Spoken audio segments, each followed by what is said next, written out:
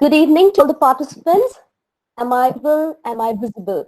I need a confirmation from at least one of you. Yes, ma'am. You are audible and visible, ma'am. Okay, thank you. Now, good evening, everyone. Before I start my session, I have two requests. One is that because we are all on the same platform, I request everyone to individually take responsibility of keeping yourselves on mute. The second thing is that please do not type any good evening messages on the chat box because that also comes on the screen. And this is being recorded right now. This session is being recorded. So these are the two requests from my side. Having said that, I would like to thank Dr. Vijay Kumar, first of all, for inviting me today for this 5-day STTP session for the Crescent family, and also for introducing me so nicely. So having said that, first what I'll do is I'll turn on my presentation. Give me a few seconds here.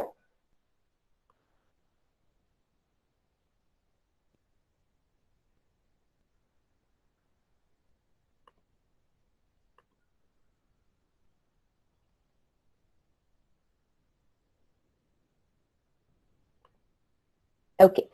Before I start again, I would like a confirmation whether my screen is visible to everyone. Yes, ma'am. Yes, your screen Okay. is visible. And thank you. And also, Dr. Vijay Kumar, please make sure my my face is also not visible while the recording is on. Yeah. Thank you very much.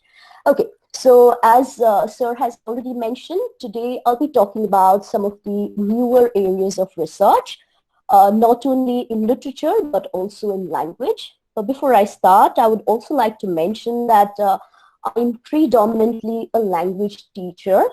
I do not have a lot of expertise in literature, but I did do a little research to come up with some of the areas that might possibly be useful for students who are looking into doing research in literature. Okay, so in the next slide, what I'm going to do is I'm going to talk about the flow of the session, and I'm going to outline the subtopics that I'm going to be covering today. The first subtopic that I'll be taking up is the 4 U's of research. In the slides ahead, I'll explain what I mean by the 4 U's of research. The next point I'll be taking up it is what will not be considered as research.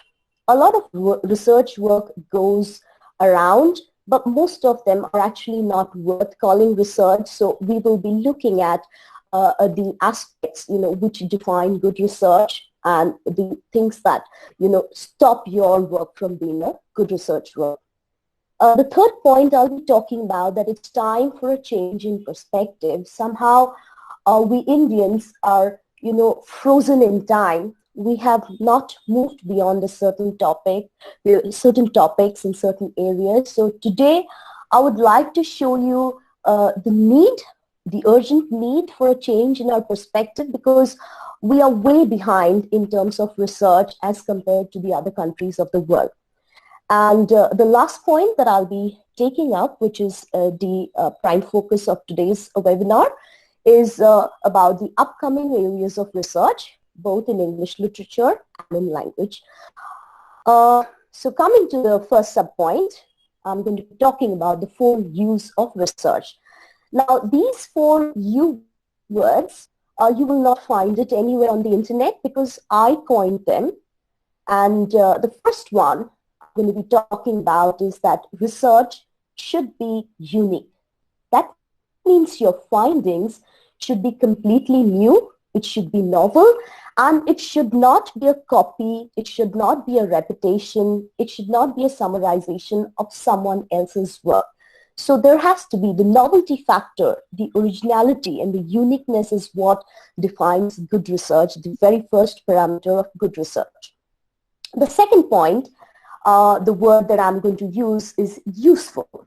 Now, if you're spending your time doing research, then your findings should be useful to the world at large. Your findings should throw some light at an existing problem and try to find a solution to the problem. So the usefulness, the utility of research is the second parameter that defines good research. The third parameter, I've called it upward. Now, I tried looking for a word with you, but I couldn't find anything, so I had to settle for the word upward. What I mean by upward is that your finding should be additional to the existing level of knowledge which is already there. So if the existing level of knowledge is I, then your research should be I plus 1.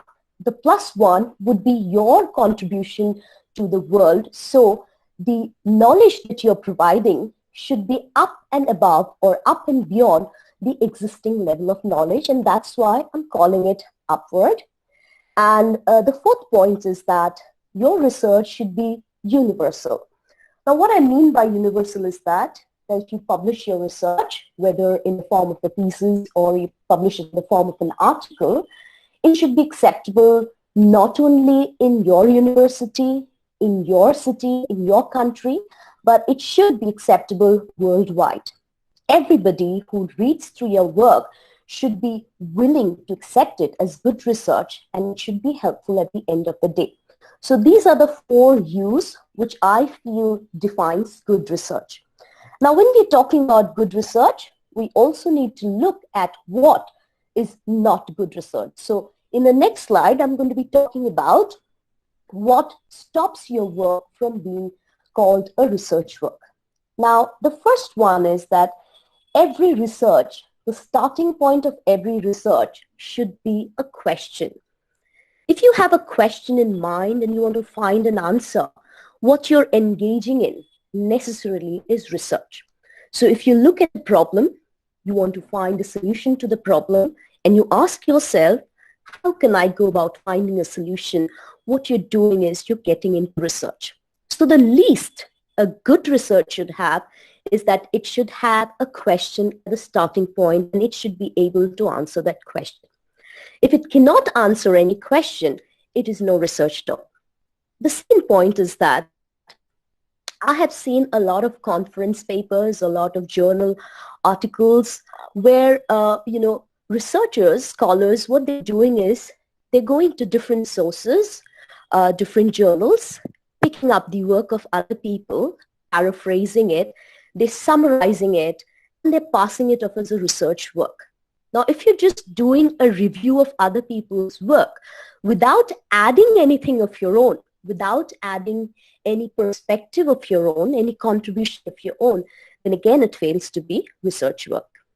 And the third point is that if you're merely transporting information from one location to another, with Google at our fingertips, what we do is we can access a lot of different databases. We have, e-journals, we have e-libraries. So what we do is with a little bit of referencing work here and there, we simply take material from online sources, put it in a hard copy, and we try to present it. So what we are merely doing is transporting information from one platform to another. Now, if you can access that information, everybody else can access it too. So you just picking it up, summarizing, and presenting will not make your work research work. So these three things we have to keep in mind when we are looking at research. Now, having said that, I'm coming to the third point that I'm going to make is that it's time for change in our perspective. Now, I might be saying a few things which some of you might not like. It's a bitter truth, but it is something that we need to accept, is that we find it very difficult to change from a past habits to newer habits. But at times, it's a necessity. You will see a lot of teachers from the older generation, they cribbed and they cried when they had to go online to do their teaching. But today, it is the way of life, and it is going to continue to be so like this. So it is important to change our perspective and go hand in hand with the changing times. So let me just talk about some of the problems we Indians have. One is that the British people left our country about 74 years back, Are we still suffering from the colonial hangover? Our syllabi for all the different universities has not changed much. We are still into the old classics. We are still into modern English, postmodernism. At the most, what we have done is we have moved out of the colonial time to the post-colonial time. So then we feel very happy about ourselves that, okay, we are looking into Black writing, we are looking into marginalized writing, we are looking into, Dalit writing, but that is not merely enough, because now we need to look beyond racism, we need to look beyond skin color, we need to look beyond marginalization, we need to look beyond cultural boundaries, because we have bigger problems threatening us. And it's good in a way that this COVID pandemic happened, because it's a wake-up call for us to realize that when we are fighting for our survival, we are no more Indians, we are no more British, we are no more American, we are no more Canadians. We are just human beings, puny human beings trying to fight a force which is much bigger than us. So what we need to do is we need to step out of the past and we need to look towards the future. And this is what I mean by time for change in perspective. The next thing I'm going to be talking about is the need for bridging the gap. Now, every time I go into the English teaching community, I'm amazed by the fact that there are two very distinct camps. We have the literature teachers very vocal about the importance of literature for English students. And then we have teachers like me who are language teachers. And again, we are vehemently, going about with the propaganda about how language is the need of the hour. You earn your bread through language, and language is there in everything. So I'm trying to claim the superiority of language teaching. Literature teachers are trying to, claim a superiority for literary works. But what we fail to understand that there would be no literature without language. You need to have a basic hold over the language, and then only can you produce some amount of literature, or you are in a condition where you can appreciate good literature. But the thing is, if language helps you to earn your bread, literature helps to keep your soul alive. So the body cannot live without either. The body cannot live without food. So you need language, and the body also cannot live without the soul. So both of them are equally important. And what we need to do is we need to understand that literature and language are not the two opposite ends of a river. They are the river itself of the English language. So what stops us from doing good research in literature with hints of language in it? For example, if you're looking at feministic writing, you will see that the way women use language is very different from the way men use language. So even if you're looking at, a feministic writing, you can throw in the aspect of language in it. Similarly, you might be doing empirical research in language usage, acquisition, but you can also have a hint, a tinge of literature thrown into it. So it is my request that start understanding that they are not two separate watertight compartments. From here, I'm going to go to the next point, the concept of applied research. Now, there are two kinds of research. The one is called basic research, and the second one is applied research. So I'll be taking you through the differences in the two. When I'm talking about basic academic research, what it does, it gives you additional knowledge. You didn't know about a topic, you go ahead and do research on the topic, and you find new knowledge. This is your basic research. But what applied research does is that it identifies a solution, it identifies an existing problem and tries to find a solution to that problem. The second thing about basic research is that it discovers knowledge that was not known before. But what applied research does, it creates and innovates and finds solutions to existing problems. And after finding a solution, it goes into application to see if it is really solving the problem. When we're talking about basic research, the third difference is that basic research is mere academic. What I mean by mere academic is that what you publish, it stays within the pages of a journal article. It stays within the, within the four walls of a conference room. or within the hardbound copies of the black book of your thesis. It does not go beyond the pages into actual practical use. But when we're talking about applied research leads to practical use of the innovations that you've made, and you use it for the betterment of society. So what here I'm trying to make the point is that it is time that we bridge the gap between basic and applied research. Basic research is the starting point, but you do research and you're not putting it out for the world to use it, then your research is no good. So basic research has to be converted to applied research, and your findings will in fact bring some amount of relief to society, will be a blessing to society, will be a boon to society. Okay, so this is what I mean, but we need to move from basic research to applied research. Now, when I'm talking about applied research, you will see applied research looks at the present problems, and it looks at a solution which can be applied in the future to avert future problems. So the point here is that we need to stop looking at the past. The problems we have are in the present, and the solutions that we need are required now or to avert some disaster in the future. So the focus has to shift from basic research to applied research. The next point I'm going to make is that all these years we have been looking at monodisciplinary approach. For example, when I wanted to do my research, I wanted to do research on how people use language and what English language does for the confidence of a person. So there was an aspect of psychology in my topic, and then there was an aspect of English language usage.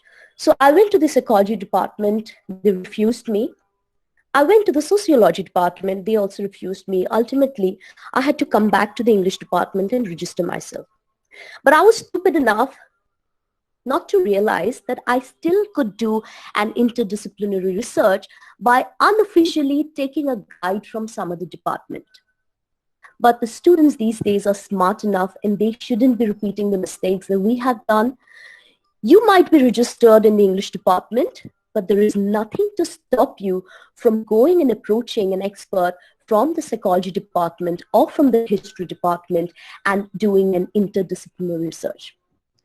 Now, when you're doing research in a specific discipline, what you're doing is you're having a tunnel vision. You're narrowing down your scope. But when you're doing interdisciplinary research, your scope, your canvas is a lot broader, and the possibilities are almost limitless. I'll give you one more example. During my times, we had this very distinct,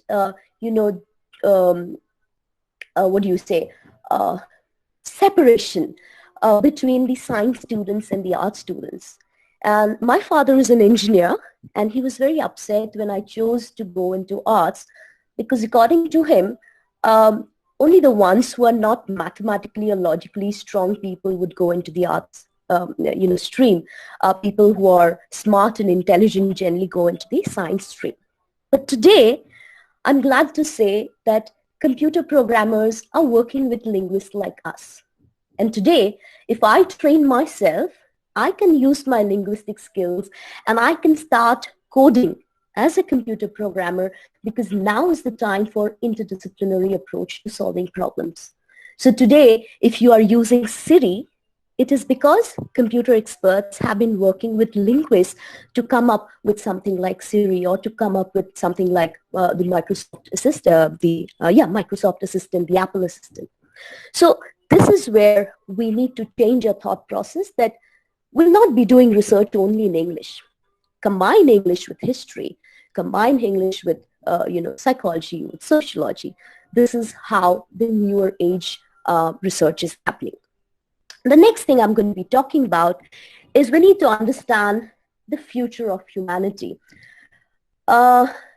Anything you do in terms of language, whether it's literature or language in use, it is a reflection of the times in which it is written in, or in which it is used. For example, the previous generation, the way they used to communicate, the kind of language they used to use is very different from the way we use SMS language nowadays. So the language, the quality, the usage is changing. Even the kind of literature we are producing is changing. We have things like flash fiction, because today's reader does not have the patience to read maybe a 500-page novel. They would prefer maybe something which is 100-word long. So what I'm going to do is I'm going to walk us through the past, the present, and the predicted future so that we can easily understand what are the newer areas of research that we need to delve into.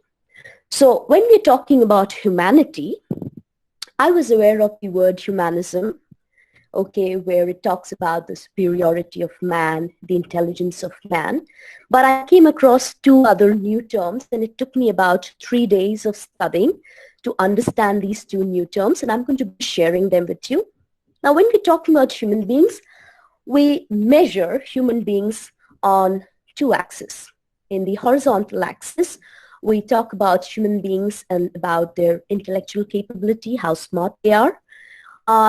In the vertical axis, we talk about the physicality of man, you know, how strong, how much endurance, okay, how much stamina, how much strength human beings have. So when I'm talking about the normal human being, if you see, it is intelligent. This is the 0, 0 starting point, so it is somewhat intelligent, and physically also it is somewhat strong, okay? But when we are talking about animals in comparison, you see, physically, they are a lot more than human beings.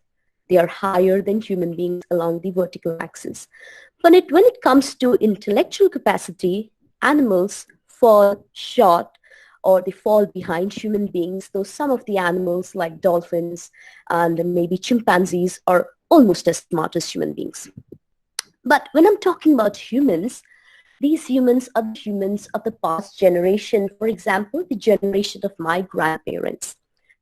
But when we're talking about people of our generation, we are more than human beings. What we are called we are called as transhumans. Now, what do I mean by transhumans? This was a new term for me, or maybe it's a new term for many of you. Now, transhumans are human beings who increase their intellectual capacity with the help of technology. Now, I want to give you an example to explain what transhumans are. So, my mom's generation, I have seen that she could memorize anything between 30 to 35 phone numbers, landline numbers, because at that time we did not have cell phones. But if you talk about me, I know only 2 cell phone numbers by heart. If I need to use more numbers, what I do is I take out my smartphone. And my smartphone allows me to store more than 2,000 phone numbers at the time. My mom, with her brains, could remember 30 to 40 numbers. Me, with the assistance of technology, I can use, I can have access to 2,000 phone numbers. So my brain has shifted part of its workload to technology, and that makes me smarter, and at times it makes me stronger also. Okay, how? Let me give you an example of stronger. Suppose I have lost a limb, okay, and the doctors have given me a bionic limb. Now, the bionic limb that I have, the right hand that I have, is stronger and can lift more weight. So in terms of physical endurance also, transhumans are better with the use of technology. Now, you will see the word trans, which means across. So the transhumans are the transit people, and the humans are going to the third stage through the transhumans. So we are basically in transit, and what will happen in the future is humans will be post-humans. So from humans, right now, we people are in the preparation stage of becoming post-humans. Now, how do I define post-humans? The first thing to note is that post-humans are smarter than humans, smarter than transhumans. They're way smarter than any other creature in this world. And in terms of strength also, they're smarter than humans, stronger than humans, transhumans, even animals. So what defines posthumans? Posthumans will reach a stage where they're almost like immortals.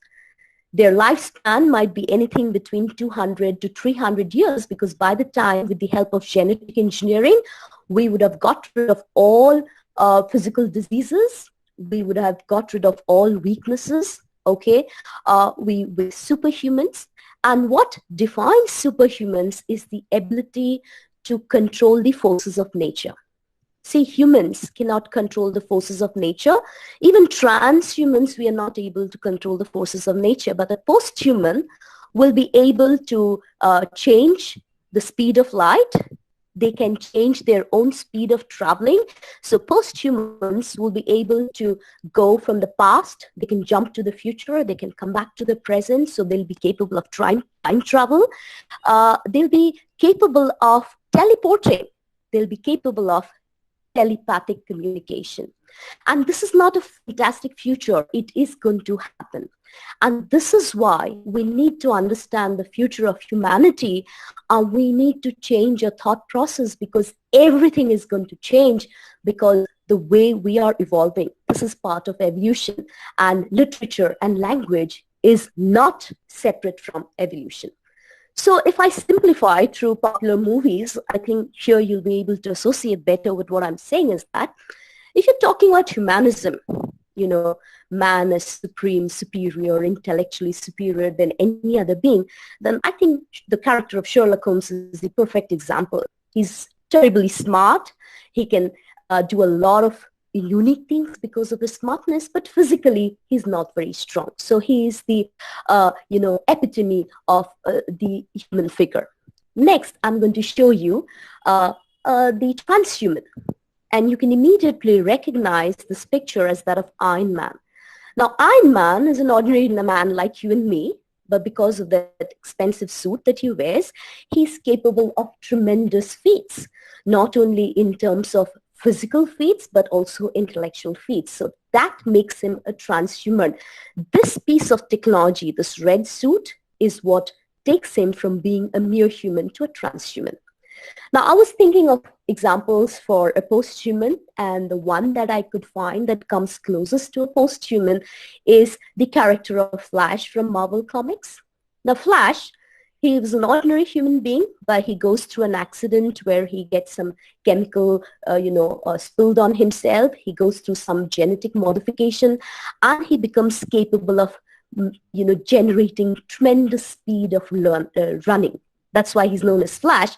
And because he can run faster than time, the speed of time, he can go in the past, he can go to the future, he can travel between the time zones. And this is what essentially a posthuman will be able to do. He will be able to manipulate the forces of nature. Now you will ask me, why do we need to understand this? For that, I'll go to the next slide. So initially, when we're talking about literature, the focus was always on the author, the experiences of the author. But now, the author and his way of writing has changed. The author is not writing epics anymore. The author is not writing classics anymore. He is maybe using a word processor to write a 600-word short story, which is available online. So the quality of writing has changed. The temperament of the author has changed. So the research that you do also has to change. And we'll be moving from human to transhuman to the posthuman. So there are a lot of authors who are futuristic in their writing. Okay, if you're talking about someone like, say, Arthur C. Clarke, he spoke about something which at his time people wouldn't even, couldn't imagine. But today it is a reality. Today space travel is a reality. Today the mission Mars is a reality. So things are not too far away when, here, this is Marvin Minsky. Now he is known as the father of artificial intelligence. He is the co-founder of the AI department of MIT, Massachusetts. Now he was asked, will robots inherit the earth? And he said, yes, but they'll be our children. So there is this eternal debate about how robots will take over the human species, but that cannot happen because we are creating robots. We are smarter than robots. But what will happen is that we will assimilate robots into our system. They will become a part of us. They'll be in symbiosis with us. So maybe we will give birth to robots in the future. So this is exactly where the world is heading towards. So the time for maybe, modernism, postmodernism, colonialism, post-colonialism is way past into the future. The world has moved on. It is time for us also to move on. Okay, so I'm going to be talking about some of the areas now which are worth looking into. Now, these are pretty much traditional areas in English literature, but there's still some scope in it. It's not completely exhausted. So the first one I'm going to be talking about is reinterpretation of epics and classics to suit the current sensibility. So you could go back to the Bhagavad Gita, you could go back to the Upanishads and reinterpret it according to the current sensibility. This is one good area of research. Next, we're going to be talking about identity. Now, a lot of focus goes into feministic writing, but now you will see we have these LGBT rights. We have the men who have again been marginalized.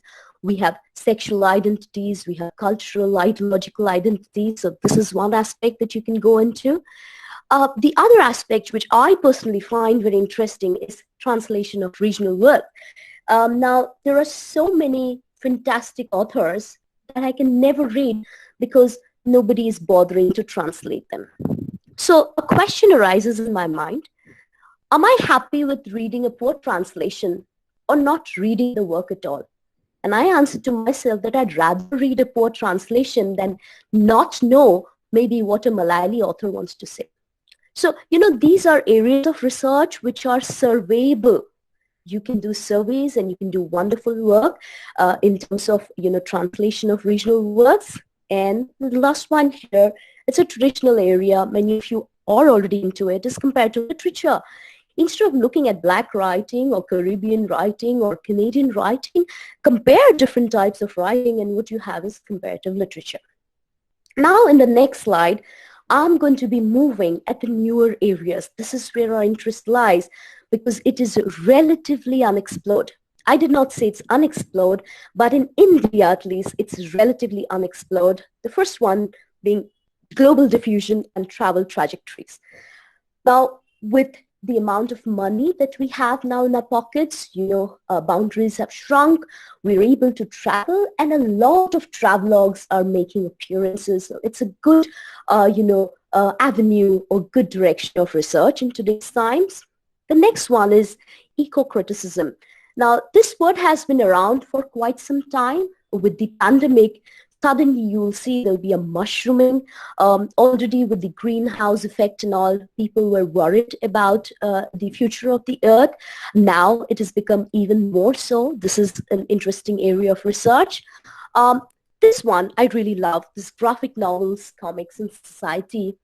I remember getting thrown out of my classroom because I have often been caught reading comic books. But I'm glad to say that today, in many countries around the world, comic books are a staple part of this syllabi. And comic books have a lot to teach us because it deals with society, it deals with heroes, and it deals with anti-heroes. It's a very, very good area of research. And just to underline how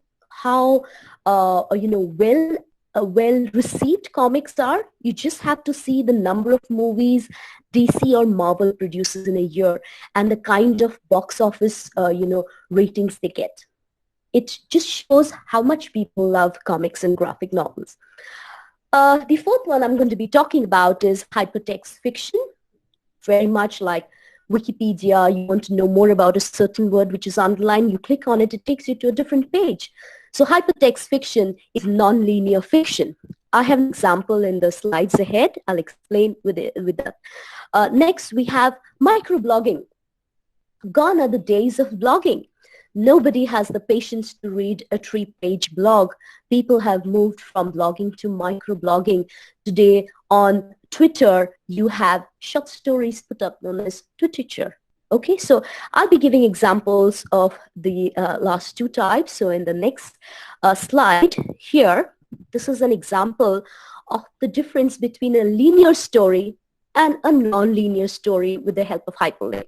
So here the story says, a shaft of refracted daylight now lay across the hall. She stopped dead and stared at the hall table. On this lay a letter addressed to her. If you're reading on a book, what you do is you tap next, or if you're reading on your iPad, whatever, you go next to what the author wants to tell you. But the same story, if it is converted into hyperlink fiction, see 3 words here, words have been underlined. So she stopped dead and stared at the hall table. On this lay a letter. Now I can decide whether I want to go and read the letter, or I want to click on her, or I want to go and click on the daylight. So, I might land up at a different section of the story. You as a reader might opt to go into this hyperlink, and you'll end up at a different section of the story. So the way you read the story is decided by you, and hence it is known as non-linear fiction. This is really good, but this has started long time back. The world was using hypertext fiction in the 1980s and 1990s. But maybe right now in India, some of us are just hearing about it, getting a concept about it. Okay, the next one here, again, this is called interactive fiction. Now see, here, the picture is given and a description is given. Several small shoots poke out through the ground at your feet. Now, I have an option of putting in text here. Whatever text I put in will happen next. So for example, I want to take a look at the ball. So I use this word and I type it out here. Here is the cursor. Or I want to explore different paths, so I can go to north, south, east, west. So it's very similar to a video game that you have. And it lets you interact with the story, and it lets you choose what you want to do. You want to see the spiked ball, you can examine it, you can look at it, or you can wait and just see what the author will tell you if you just wait and not do anything. Okay, in the next slide, I'm going to be talking about locative fiction. Now, this is the rage. This is the latest development in terms of, hypertext fiction, in the sense that instead of hyperlinks, they have icons here. You're actually using your mobile device, or you're using your iPad, and you're actually seeing the entire story. And you can choose what you want to do, where you want to go. You want to go through the gate, you want to go on the right side, you want to go on the left side. What will happen is decided by you. So this is known as locative. You actually go to the location and you can be a part of the location. You can be sitting here in India and you can be visiting the concentration camps somewhere in Poland. Okay, so this is locative fiction. Let me give you an example, one more example. Look at this. This is the haunted planet, and these are ghosts walking around. So I point my device at a certain location and I can actually see the ghosts around. I can interact with them. I can go east, I can go west. Here is another picture.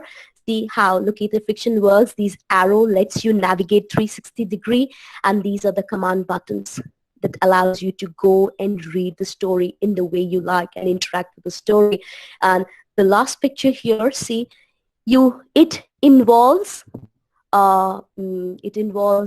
augmented reality, virtual reality. It involves GPS. So everything is involved in locative fiction. And see, you can see a fantastic creature here in your mobile, which is actually not there in reality. So this is where narrators have come to. So we have a lot of catching up to do in terms of research also. Next, I'm going to be talking about microblogging. I told you people are not interested in long stories anymore, and the new generation writer is also not trained in the art of writing long classic stories. So look at this. We have something like 6-word, dribble, drabble. We have sudden fiction, flash fiction, and this is just so much to explore. And the idea is that psychologically, what makes the newer generation more prone to maybe reading literature than going back to a classic and reading about it? The people who are smart, what they have done is they have taken the old classics and they have converted into tweets.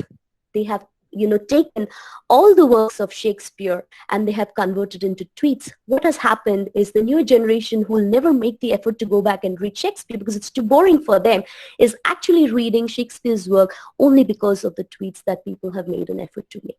So there's a whole lot of scope for research in terms of literature. Next, I'm going to look into language. Now, this is my domain. I could go on for hours and hours, but we have very limited time. So I'm just going to be touching on the various aspects. Now, applied linguistics. Language is living. Language is used every day. So it is any which ways applied research. The moment you get into language, it becomes applied research. Now, some of the topics here have fair scope. A lot of research has already been done, but still they afford some scope is psycholinguistics. How the brain learns language, how the brain processes language, and how the brain produces language. Okay, so if you're talking about motivation of learning a language, a research on motivation of language learning will come under psycholinguistics. Okay, things like multilingualism. In India, every child is a multilingual, right? So are Indian children more intelligent than people who are monolingual, maybe say an Australian child who speaks only Australian English? So these are areas of research. The second one is social linguistic, how language runs in tandem with society. And for example, in India, we were always big Anglophiles. We afford a greater prestige to the English language. And I have noticed people that they feel they are more smart and intelligent. They appear more smart and intelligent if they can speak good English. So a good area of research is, how we perceive the language in society, how the amount of money in your pocket helps you to learn a language better because of better exposure. All of these can be looked at. The third one is ethnolinguistics, that means culture and language. Today, because of globalization, we are talking to foreign clients, we are traveling, we are going out for studies. So this is intercultural communication. We have in ethnolinguistics, we have ethnocentricity. Now, what is ethnocentricity? Japanese people, you will notice, they are not very keen on learning the English language because they hold their language as the supreme language. But you come to India, we are more willing to learn the English language as compared to our own mother tongue. So, these are very interesting areas of research, that what in our mental makeup, what in our culture makes us so prone and greedy to learn English. Then we have historical linguistics, historical timeline, how language has changed over the ages. This is known as glottoclonology, the kind of we use have changed from, Old English to, Medieval English to modern English. We have dialects that have changed. We have lost languages which have resurfaced because of historical linguists. So very interesting areas of research, still a lot of scope. But my interest lies in this slide where I'm going to be talking about more futuristic areas. The first one being clinical linguistics.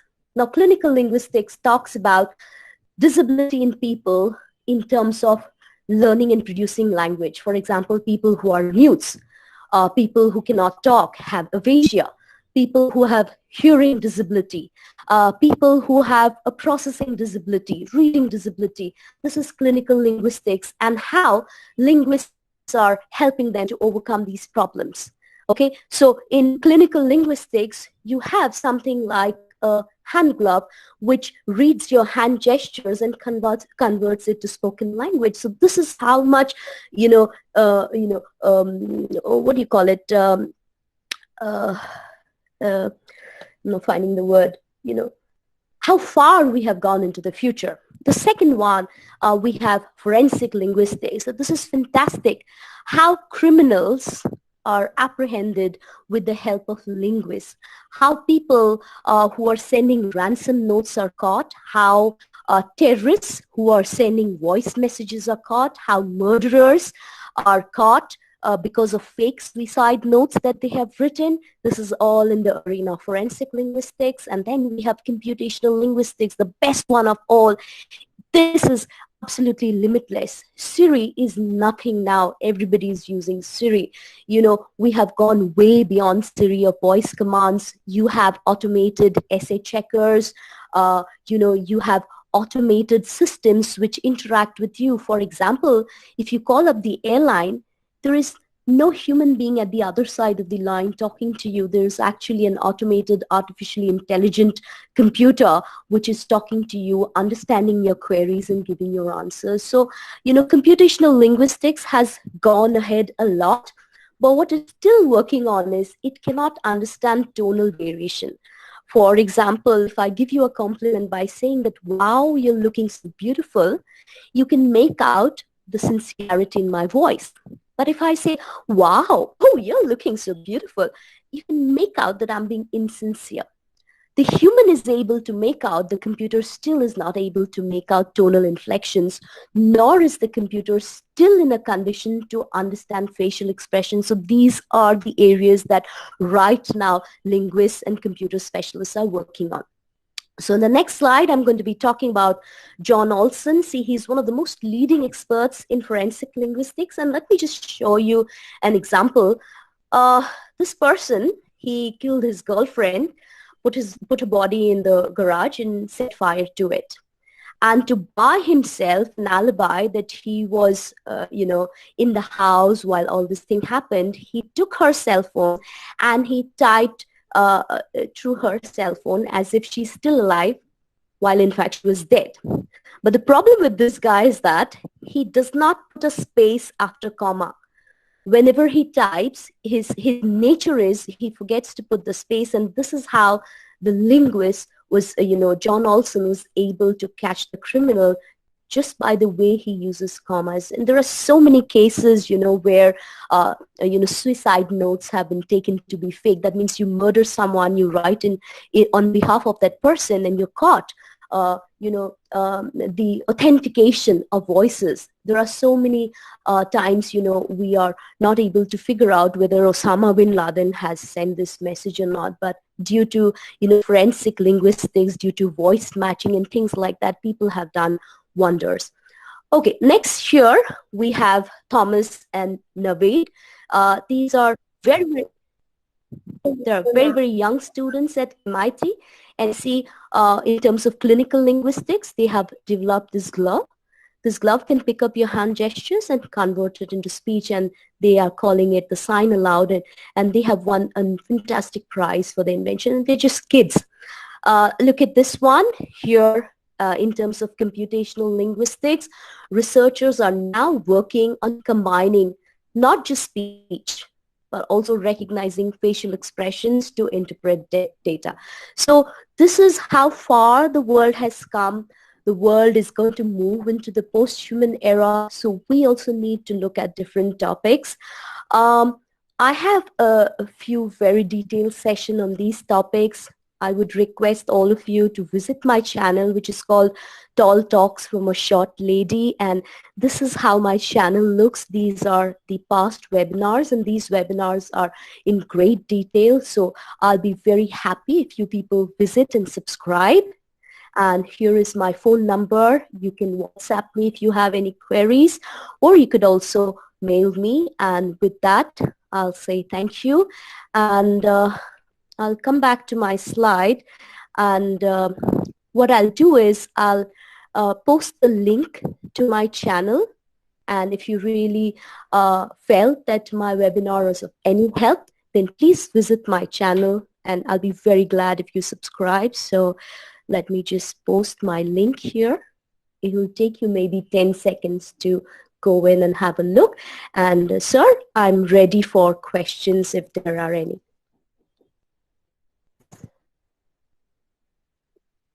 Sure. First, I'll just unpin you.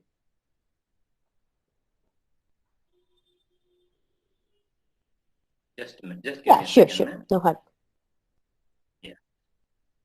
So, yes, the presentation was really an all-encompassing presentation and quite a challenging topic, actually, identifying niche areas in research. And you focused on all the aspects in a given time of 15 minutes. Niche areas in literature, niche areas in language teaching and niche areas in linguistics is quite a rare and phenomenal blend to just cover the whole spectrum in a matter of 15 minutes. I know it's pretty challenging, but you did great justice to the topic. Thank you very much, ma'am. And you also gave examples that were really appropriate. Rather than a subjective talk, you just gave examples that are really objective. And most importantly, on linguistics, there were a lot of niche areas which I understood in terms of psycholinguistics, in terms of historical linguistics, forensic linguistics, and clinical linguistics, because a lot of research scholars are usually wondering what kind of niche areas can you explore in linguistics. So I think it would have dispelled all their myths in terms of identifying niche areas. So thank you once again, ma'am. Now, I'm sure that the participants will have a few questions. You can just post your questions in the chat box. So depending on the time, ma'am will take the questions. So I request the participants to please post your questions.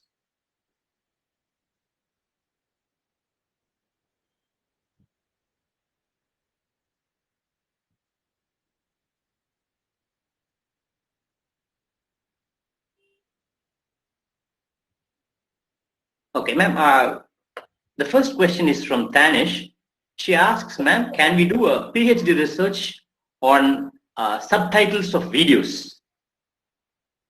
Yes, definitely. I'm so surprised at such an interesting topic that you thought of, and you can actually see the difference in the subtitling of old videos, movies to the current cartoons that we have nowadays. There's a whole lot of change in the texture of the language, in the presentation, in the brevity of presentation. So yes, it's a very interesting area. It's pretty new also. Look at things which other people will not think of, and your PhD should be good and unique. So yes, definitely you can look at it. Yes, ma'am. Thank you, ma'am. So Monica is asking, kindly discuss the scope of indigenous studies in research. Okay. I did not understand this question really. Can you unmute yourself and ask me personally so that maybe you can explain what you really want to know? Are you there, ma'am? I'll just rephrase, ma'am. She wants you to kindly discuss the scope of indigenous studies in Indian literature. Okay, so I understand the word indigenous and I understand the word. There's a whole lot of indigenous works, and yes, definitely you can look at it. But again, as I said in the beginning of the webinar, that I really don't deal with English literature, so maybe I'm not the right person to answer you. But yes, definitely you can look into indigenous works and their worth, because most of the time they do not come into the limelight, they do not get into the focus, and hence the work is not appreciated in the way they should be. There's a lot of talent hidden all around in Indian English literature in terms of indigenous production. So yes, Thank you. Thank you. Maybe we'll take a couple of questions. Dr. Sadiqul Amin is asking, I want to know more about eco-criticism. They want you to explain more about eco-criticism. Eco-criticism is not, again, my area of expertise, but what I understand of eco-criticism is that we have been abusing the word right, left, and center, and now the world is giving its backlash. So there's a lot of writing which started maybe 20 years back from now. Eco-criticism, we have been hearing this word in the last 2, 3, 5 years. But people, writers, futuristic writers have already been talking about the warning signs of the earth. The earth is mother to us. So if we do not treat the earth properly, so through different writings, they have brought about the importance of human beings respecting nature, living in harmony with nature. So this is basically what eco-criticism is about. And there are a lot of writers who have, woven the concept of love for nature and stop abusing nature into their stories. So it's basically a literary theory that is making the rounds in the last 5 to 10 years. Thank you, ma'am. One final question. I'll take one more final question, ma'am. Ma'am, can you throw light on transhumanism and the scope for it in PhD research? Okay, this is interesting. Transhuman is one who is assisted by technology. So today I can log into Twitter and I can write a 6-word story. Okay, Ernest Hemingway was the first one to write a 6-word story. Today, every other person is an author. Everybody writes, everybody publishes, everybody has a wider readership. So maybe you can do a survey kind of research on transhumanistic production of literature. So that chart I showed you about flash fiction, science fiction, literature, twill, all of these are a part of transhumanistic production, endeavors. So yes, you can look into it. Anything that is assisted by, I know of writers, authors in the past, they used to use the dictaphone to dictate, and then they used to type it out. Okay, in today's time, nobody uses a dictaphone, nobody uses a typewriter. So the way we write has also changed. The sentence construction has changed. The kind of words we use has changed. So, it's worth doing a comparison between, humanistic writing and transhumanistic productions of these times. Yes, thank you. Thank you very much, ma'am, for completing it bang on time and within the stipulated time, covering all aspects of the niche areas in research. Thank you once again. We are indeed privileged to host you for this conference, and it's been quite a complete presentation. Thank you once